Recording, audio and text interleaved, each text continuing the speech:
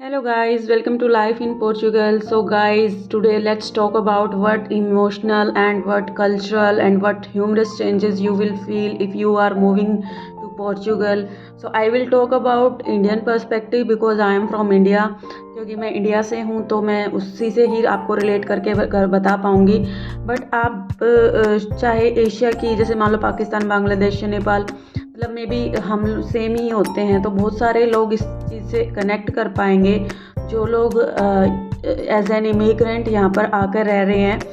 तो जो शुरुआत में कुछ प्रॉब्लम्स या शुरुआत में जो चेंजेस आते हैं आज हम उनके बारे में बात करते हैं। या शुरुआत में जो जो problems may be most of the immigrants के साथ मतलब होती होंगी। I am not talking about the documents, the job और everything, but I am going to talk about some daily life challenges which everyone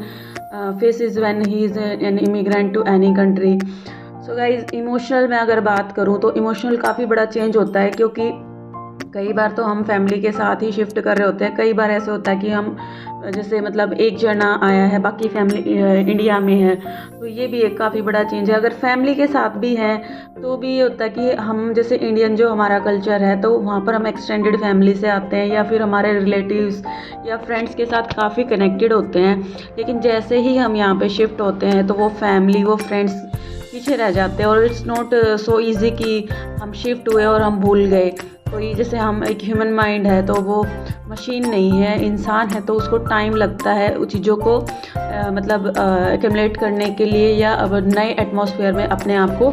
adjust करने के लिए। तो शुरू में जो मैं बताती हूँ आपको कैसा फील होता है ना कि मतलब जैसे आप सपोज़ कहीं वर्किंग फील्ड में थे तो जब आप स्टेटस पर उन फ्रेंड्स के फ़ोटो देखते हो या उनको वही लाइफ जीते हुए देखते हो जो आप भी उनके साथ जीते थे,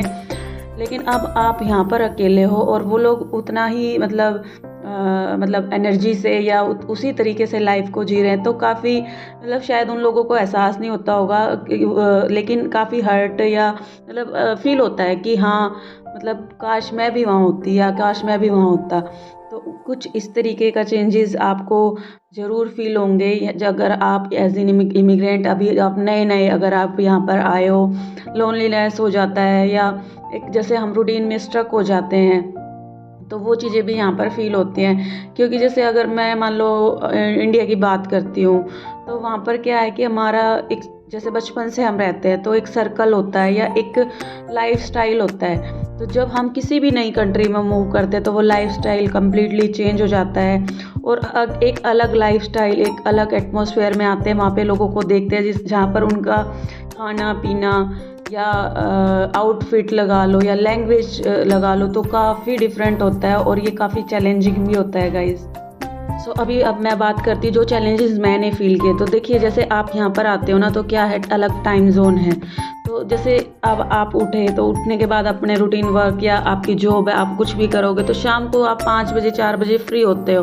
तो दिन भर आप बिजी थे अपने काम में अपनी जॉब में, लेकिन जब आप फ्री होते हो तो जब तक इंडिया में जैसे मान लो अगर मैं यहाँ पे 5 बजे की बात करूँ तो लगभग 10 साढ़े 10 बजे का टाइम इंडिया में रात को हो जाता है। तो उस टाइम होता नहीं है हमारे पास कोई भी बात करने के लिए। और स्पेशली मैं इस वीडियो में जो बात कर रही हूँ जब हम न्यूली शिफ्ट होते हैं तब की बात कर रही हूँ क्योंकि आफ्टर अ टाइम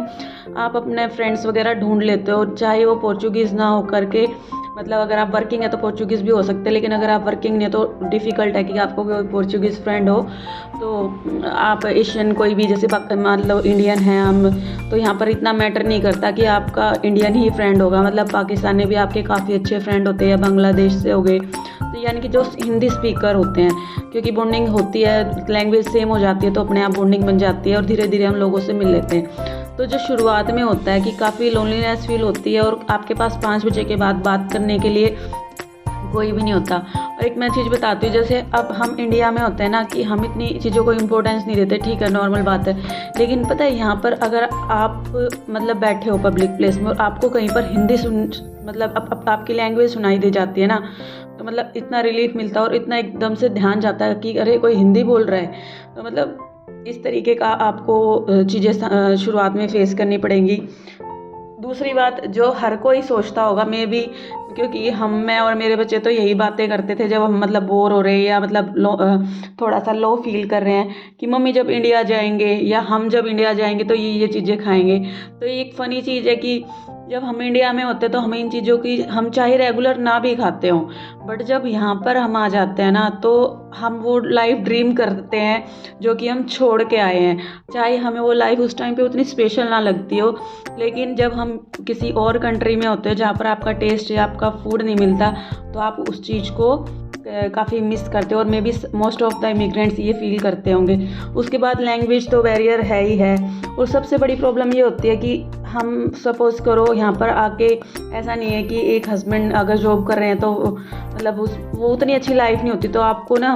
मतलब कोशिश करनी होती है कि आप भी कहीं ना कहीं जॉब वगैरह या काम वगैरह हो जाए। तो वो चीज़ें शुरुआत में लैंग्वेज क्योंकि हमें बिल्कुल ही समझ नहीं आती, तो ये चीज़ें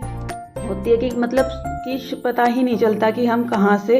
शुरुआत करें। और सबसे बड़ा चेंज एज पेरेंट्स मैं बताती हूँ, जैसे अगर सपोज़ आपके छोटे बच्चे हैं, जैसे मेरे छोटे बच्चे हैं, मेरे मान लो अगर 2 बच्चे हैं और वो दिन भर झगड़ते, भाई बच्चे तो सिबलिंग्स हैं तो झगड़ते हैं, तो आप उनको लाउड वॉइस में डांट नहीं सकते, क्योंकि अगर आपकी आवाज़ बाई चांस बाहर चली जाती है या बच्चा रोता है तो आपका नेबर आपकी कंप्लेंट कर सकता है कि आप बच्चे को हैरेस कर रहे हैं। तो ये सबसे बड़ा एक कंट्रोल होता है। या कई बार पार्टनर्स में भी अपने आप ही मतलब कुछ चीज़ें हो जाती है कि कभी अगर कोई डिस्प्यूट हो जाए या कुछ बात हो जाए तो आप यहाँ पे चीख चिल्ला नहीं सकते, या मतलब तेज़ आवाज़ में आप झगड़ा भी नहीं कर सकते। ये सबसे बड़ा मतलब मुझे ऐसा लगता है कि कई बार क्योंकि सिचुएशन ऐसी होती है कि बच्चों के साथ हमें बोलना ही पड़ता है। तो भाई ये कुछ चेंजेस थे जो मैंने फ़ील किए कि हम जब इंडिया में होते तो हमें होता है कि हम चलो बाहर हो जाए, हमें वीज़ा मिल जाए, हम चले जाए, लेकिन जब यहाँ आ जाते तो हमारे मतलब इतना हो जाता है कई बार तो शुरू में तो कि ऐसा मन करता है कि आज ही वापस अपने देश चले जाए, मतलब यहाँ कुछ नहीं है ये वो। लेकिन मैं आपको बताती हूँ हर चीज़ का ना सोल्यूशन होता है। टाइम एक ऐसी चीज़ है कि हर चीज़ का सोल्यूशन देते, तो धीरे धीरे जब आप यहाँ पे रहते हो ना तो मतलब यहाँ के लोगों को समझने लगते हो, और मतलब लोग ठीक है, मतलब ऐसा नहीं है कि नहीं बोलते हैं, तो चीज़ों का सोल्यूशन मतलब आपको ये एटमॉस्फेयर में आप एडजस्ट हो जाते हो, थोड़ी लैंग्वेज भी समझ में आने लग जाती है। ठीक है, तो कुछ सॉल्यूशन मैं अगर आपको बताऊं तो कोशिश करो कि आप मतलब फ्रेंड्स ढूंढने की कोशिश करो, आपके लैंग्वेज वाले हों तो भी, अदरवाइज़ इंग्लिश अगर किसी को आती तो अगर आपका कोई फ्रेंड हो जाएगा तो आपको मतलब यहाँ पर एडजस्ट करने में ईजी होगा। ठीक है, रेगुलरली अपने आप को ना, हम जैसे यहाँ पर पार्क वगैरह में लोग जाते हैं, तो अगर आप घर से बाहर निकलोगे, घर से बाहर निकलना शुरू करो, अगर जो नया इमिग्रेंट यहाँ पे आ रहा हो जिसको इस तरीके की प्रॉब्लम फेस कर रहे हैं वो लोग, तो आप क्या कर सकते हो, यहाँ से घर से बाहर निकलो, पार्क्स वगैरह में जाओ, वहाँ पर आपको आपकी लैंग्वेज या आपकी कंट्री के लोग मिल जाएंगे, तो वहाँ पर आप फ्रेंड्स बना सकते हो, बात कर सकते हो, एक रेगुलर रूटीन बना सकते हो। उसके बाद आप ट्राई कर सकते हो कि अपना एक रूटीन बनाओ, या जिसमें कि एक्सरसाइज वगैरह हो या वॉक वगैरह हो, या जैसे अगर आपके साथ बच्चे हैं तो आप स्कूल में उनको खुद ड्रॉप करने जाओ, लेने आओ। तो गाइस कुछ मैंने ट्राई किया है इतनी एक छोटी सी वीडियो में, जो भी मेरे एक्सपीरियंस थे या जो मैंने प्रॉब्लम देखी उनके बारे में डिस्कस करने का, और आई होप गाइज बहुत सारे लोग इससे रिलेट भी कर पाएंगे। जो लोग नए आए हैं वो शायद ज़्यादा रिलेट कर पाएँ, और उनके लिए सॉल्यूशन आप ज़रूर ये ट्राई करके देखना, काफ़ी मतलब शायद आपको हेल्प मिलेगी। क्योंकि मैंने भी मतलब शुरुआत में मतलब ऐसा लगता है कि जब हम इंडिया में हो तो लोगों को लगता है कि वो एंजॉय कर रहे होंगे, लेकिन यहाँ पर रियल स्ट्रगल है एक नई कंट्री में अपने आप को सेट करना। Thank you so much for watching guys, bye bye.